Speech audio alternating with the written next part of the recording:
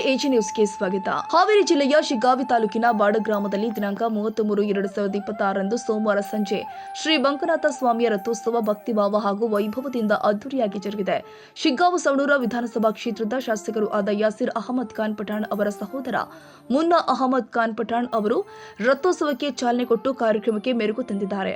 ಈ ಸಂದರ್ಭದಲ್ಲಿ ಮಾತನಾಡಿದ ಅವರು, ದೇವಸ್ಥಾನದ ಅಭಿವೃದ್ಧಿಗಾಗಿ 50 ಲಕ್ಷ ರೂಪಾಯಿ ಕೊಟ್ಟಿರುವುದಾಗಿ ತಿಳಿಸಿ, ಮುಂದಿನ ದಿನದಲ್ಲಿ ಒಂದು ಸಭಾಭವನವನ್ನು ನಿರ್ಮಿಸಿ ಕೊಡಲಾಗುತ್ತೆ ಅಂತ ಭಕ್ತರಿಗೆ ಭರವಸೆ ಕೊಟ್ಟಿದ್ದಾರೆ.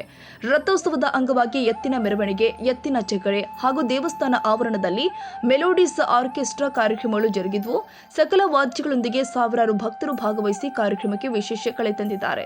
ಈ ಸಂದರ್ಭದಲ್ಲಿ ಸುತ್ತಮುತ್ತಲಿನ ಗ್ರಾಮಗಳ ಗಣ್ಯರು ಹಾಗೂ ಪ್ರಮುಖರು ಉಪಸ್ಥಿತರಿದ್ದರು. ಅವರಲ್ಲಿ ನಾಗರಾಜ್ ಚಿನ್ನಪ್ಪನವರ, ಶಿವಾನಂದ ಬಿಳಿಕುದುರೆ, ಚಂದ್ರಣ್ಣ ತೊಂಡೂರು, ಬಸವಂತಪ್ಪ ಉಪ್ಪಣಶಿ, ಹನುಮಂತಪ್ಪ ಮಲ್ಲಾಡದ, ಶೇಖಣ್ಣ ಕುಂದುರ, ಗುರುನಗೌಡ್ರು ಪಾಟೀಲ್, ಬಸವರಾಜ ಚಿನ್ನಪ್ಪನವರ, ಸುರೇಶ ಚಿನ್ನಪ್ಪನವರ, ಶಿವಾನಂದ ತೊಂಡೂರು, ಚೆನ್ನವೀರಯ್ಯ ಮಠದ ಸುರೇಶ ತಳವಾರ್, ಮುತ್ತು ಹಿತ್ತಲಮನಿ ಸೇರಿ ದೇವಸ್ಥಾನದ ಸೇವಾ ಸಮಿತಿ ಅಧ್ಯಕ್ಷರು, ಉಪಾಧ್ಯಕ್ಷರು ಹಾಗೂ ಸರ್ವ ಸದಸ್ಯರು ಮತ್ತು ಭಕ್ತರು ಭಾಗವಹಿಸಿದ್ರು. Raviraj Samshi, Haveri, AG news.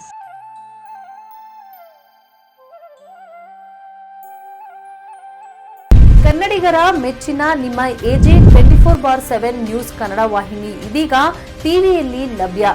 ವೇಳೆ ನೋಟಿಸ್ ಕೊಟ್ಟಿದ್ರೆ ವಾಪಸ್ ತಗೋತೀವಿ. ಇವತ್ತು ವಕ್ಫ್ ಪ್ರಾಪರ್ಟಿ ಅಂತೇಳಿ ಬರ್ತದೆ ಅಂತ ಹೇಳಿದ್ರೆ ರೈತರು ಬೀದಿಗೆ ಬಂದು ಏನ್ ಮಾಡ್ಬೇಕಾಗತ್ತೆ? ಯಾರು ವೋಟ್ ಹಾಕಿಲ್ಲ ಅಂದ್ರೆ ಗ್ಯಾರಂಟಿನೆಲ್ಲ ಸ್ಟಾಪ್ ಮಾಡ್ಬಿಡ್ತೀವಿ.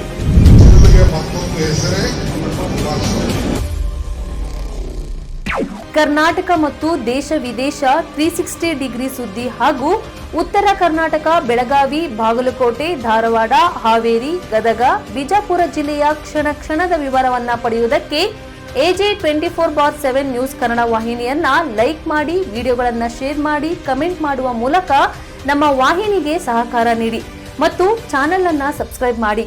ಧನ್ಯವಾದಗಳು.